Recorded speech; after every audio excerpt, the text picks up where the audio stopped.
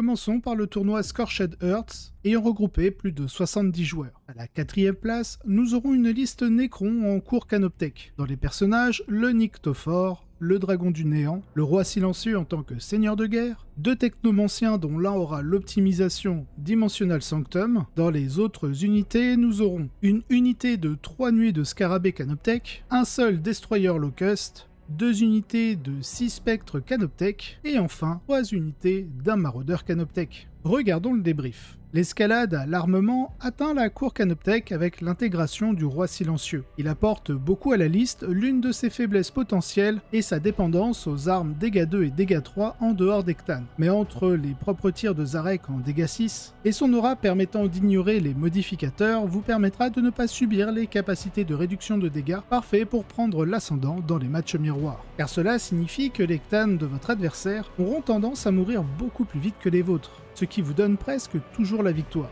Zarek semble bien positionné dans l'environnement compétitif tel qu'il est actuellement, à cause de cela et plus encore. Il n'est pas aussi vulnérable contre les gladiateurs lanceurs ou reapers que la plupart des unités Necron. En général, je pense que les gens n'ont pas encore pleinement ajusté à quel point l'aura d'ignorer les modificateurs fait une grande différence. Dans tous les cas, bravo pour cette 4e place. Sur la première marche du podium, à la 3e place, nous aurons une liste Votann. Dans les personnages, nous aurons simplement 2 champions Aenir, dont l'un est Seigneur de Guerre, avec l'optimisation, une longue liste. Dans les unités de ligne, ce sera une unité de 10 guerriers Atrocog, en transport dédié seulement 2 Sagittor. Pour ce qui est des autres unités, on commence avec une unité de 6 Tonecog Brokir ainsi qu'une plus petite unité de 3. Les 2 unités sont équipées des Gravitons. On finira la liste avec 2 unités de Atregard Aenir, 2 forteresses mobiles Hécaton et 2 unités de 3 pionniers Earncog. Allez, regardons le débrief. Toutes les listes Votann se ressemblent quelque peu, mais celle-ci se distingue en doublant les grandes unités de Atregard et en ajoutant une unité complète de Tonecog. 2 forteresses Hécaton fournissent une enclume solide que les ennemis vont devoir approcher d'une certaine manière pour essayer de les détruire, ce qui ouvrira de nombreuses opportunités pour une attaque via la frappe profondeur ou la réserve stratégique. Pratiquement tout plan basé sur l'infanterie qui n'a pas de sauvegarde à 2+, va simplement fondre face à cela, et les unités complètes de Atregard sont également une menace sérieuse. Surtout pour les Ectanes, lorsque vous leur attribuez 2 jetons de rancune avant la partie. Si vous avez besoin que les véhicules ennemis doivent être détruits, la grande unité de Tonecog est prête à accomplir cette tâche. Cette construction s'avère extrêmement difficile à contrer. Vous serez obligé de rester prudent jusqu'au 3e tour. Elle dispose aussi d'un nombre décent d'unités pour prendre de l'avance sur le score. Une liste qui change des 6 habituels Sagittor, donc bravo pour cette innovation, et bien sûr pour cette 3e place du podium. À la 2e place, nous aurons une liste Chevalier Gris. Dans les personnages, Kaldor Draigo en tant que Seigneur de Guerre, 3 archivistes de confrérie, dont l'un aura l'optimisation Colère Inévitable, un Tech Marine de confrérie, un Grand Maître en Cuirassier Némésis avec l'optimisation Saut d'Exigence. Dans les unités de ligne, on aura une unité de 5 Terminators de confrérie, et on finira la liste avec une unité de 5 incursions, un Land Raider Redeemer, 3 Cuirassiers Némésis, et enfin dans les unités alliées, une simple Assassin Calidus. Passons au débrief. Les Chevaliers Gris connaissent encore une excellente semaine de tournoi. Les constructions lourdes à base de Cuirassiers Némésis et d'archivistes comme celle-ci mènent la charge. Certains d'entre eux intègrent Canis Rex comme une menace supplémentaire de taille.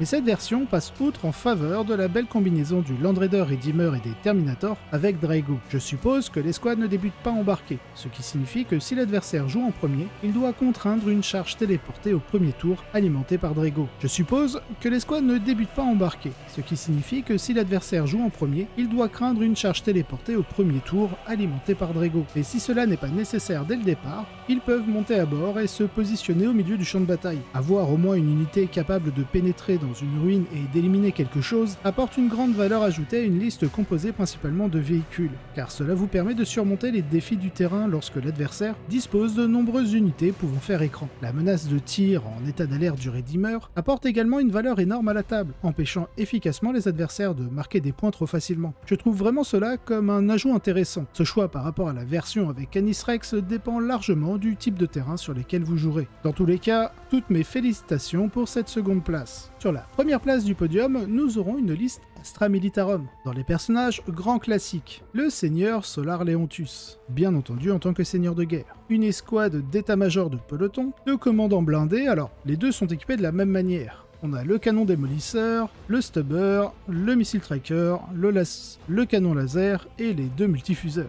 On rajoute Ursula Creed et dans les unités de ligne, on n'en aura qu'une unité de 10 combattants des jungles de Katachan. Pour ce qui est des autres unités, on aura 2 basilisques, classiques, cette fois-ci 3 unités de 3 taureaux green, 3 unités de 10 Kasserkin, 2 manticores ainsi que 2 sentinelles de reconnaissance. Allez, regardons le débrief. Voici une liste Astra Militarum très en vogue actuellement. Avec un deuxième commandant blindé, la combinaison de leurs gros canons ainsi que leur capacité de pouvoir tirer en mourant est incroyablement efficace lorsque tout le monde utilise des véhicules. J'apprécie également ce choix, dans cette optique, de ne pas opter pour de grandes escouades de Bull Green, car à l'heure actuelle, via la course à l'armement, il y a beaucoup trop de ressources qui peuvent simplement les éliminer efficacement. Dans tous les cas, toutes mes félicitations pour avoir prouvé que l'Astra Militarum n'est pas juste une hallucination de la méta britannique ou européenne en remportant un événement en Amérique du Nord. Passons maintenant à quelques listes en vrac, en commençant par les 2 listes arrivant à la première et seconde place de l'Alpine Cup, un événement solo et en équipe s'étant déroulé en Autriche, ayant regroupé plus de 160 joueurs sur sa partie solo. Commençons par la seconde place avec une liste Thousand Suns. Dans les personnages, nous aurons Harryman sur son disque, 2 sorciers exaltés sur leur disque aussi, 3 maîtres infernales, dont le premier aura l'optimisation Vortex Occulte et le second aura l'optimisation Cristal d'Ombraléfis. Et enfin Magnus le Rouge. On continue avec un sorcier Thousand Suns, avec l'optimisation Seigneur du Savoir Interdit. Dans les unités de ligne, ce sera très simple. 5 escouades de 5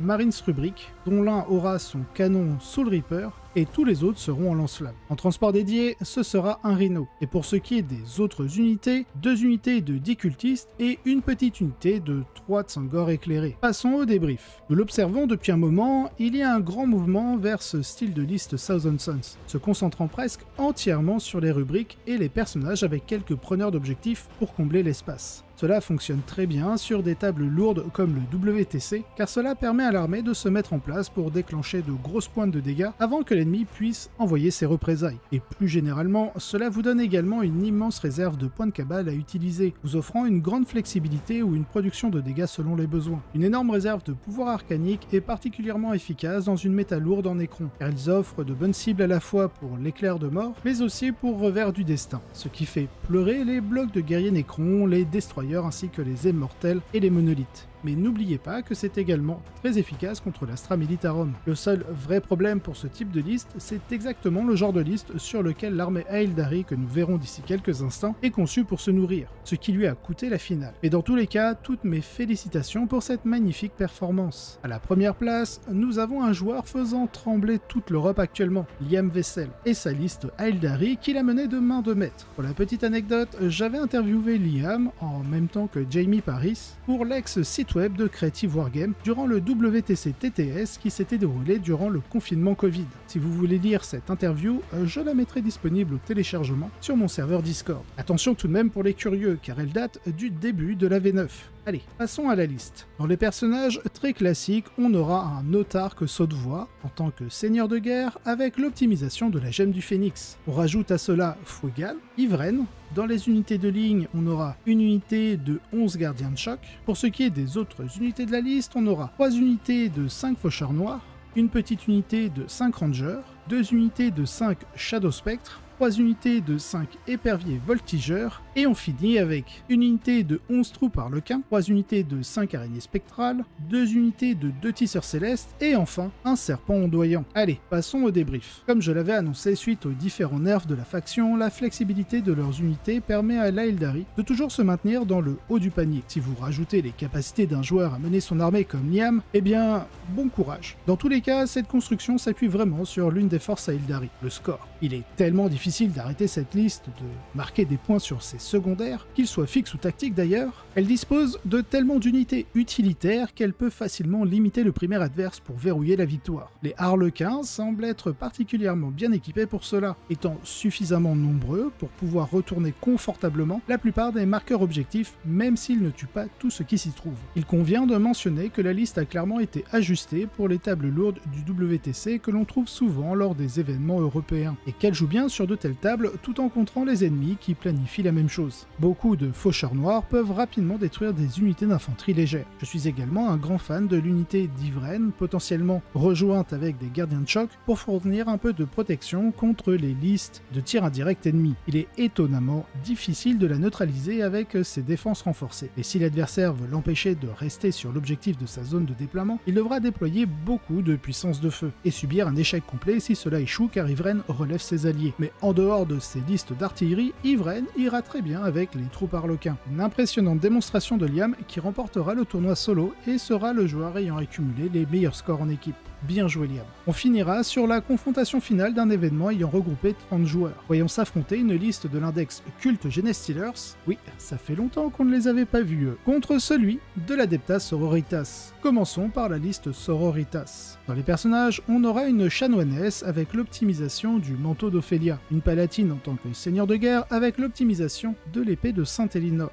On rajoute Sainte Célestine, le triomphe de Sainte Catherine. Dans les unités de ligne, on aura 3 unités de 10 sœurs de bataille. En transport dédié, 3 immolators avec chacun leur petit multifuseur jumelé, 2 rhinos. Dans les autres unités, on commence avec 2 unités de 10 arcoflagellants. Et on finira avec 2 unités de 2 croisés, 3 unités de séraphines, et on finira avec 3 unités de zéphyrines. Passons maintenant à la liste Cult Genestealers. Dans les personnages, on a un Clamavus, un Kellermorph, un Exos avec son optimisation ruse insondable, 2 Primus et 2 Reductus saboteurs. Dans les unités de ligne, on aura 4 unités de 10 acolytes hybrides, 3 unités de néophytes hybrides, alors attention, on a une unité de 10 et 2 unités de 20. Dans les transports dédiés, un camion Goliath. Dans les autres unités, on aura un Achille tout-terrain. Et pour ce qui est des unités alliées, 3 unités de 10 combattants des jungles de Katachan. Passons au débrief de la confrontation. 2 constructions intéressantes s'affrontent. L'armée Sororitas, extrêmement axée sur l'infanterie d'un côté, et le retour de l'essaim des cultes Genestealers avec quelques unités d'éclaireurs de l'Astra Militarum pour lisser les premiers tours. À première vue, j'ai eu l'impression que cela devrait être une promenade de santé pour les cultistes, car ils contournent en quelque sorte ce que la liste des sœurs essaie de faire, et annulent beaucoup de leurs unités. Surpasser le culte Genestealers en termes d'objectifs est assez difficile. Les armes sismiques sont excellentes pour tuer les unités en armure énergétique, et aucune des armes à fusion du côté des sœurs ne fait grand chose contre cette liste du culte. Dans l'ensemble, c'est assez sombre, mais je pense qu'il y a un véritable plan pour les sœurs. Les cultistes vont avoir du mal à protéger leurs personnages s'ils veulent infliger des dégâts, en particulier avec la vulnérabilité de leurs agents solitaires face aux Zéphyrines et aux Séraphines. Surtout que les sœurs ont de nombreuses ressources pour marquer des points sur les balises. Dans leur position,